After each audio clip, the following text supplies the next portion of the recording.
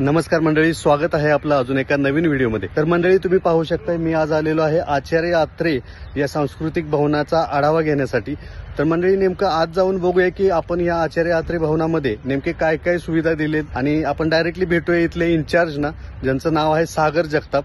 तर त्यांच्याशी आपण हितगुज करूया, चला। सासवड ही ऐतिहासिक भूमी आहे आणि साहित्याची देखील भूमी आहे आणि हाच विचार मनामध्ये ठेवून कैलासवासी आदरणीय चंदूकाका जगताप यांच्या संकल्पनेतून आचार्य यात्रे सांस्कृतिक भवनची या ठिकाणी निर्मिती करण्यात आली आणि उभारणी करण्यात आली।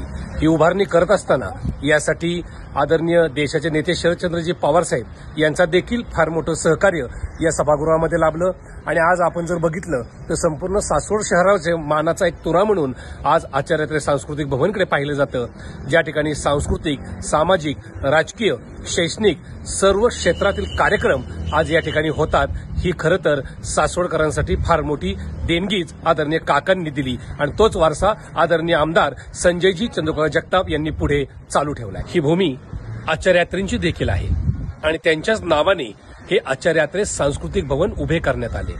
या ठिकाणी 750 लोकांची बसण्याची व्यवस्था करण्यात आली।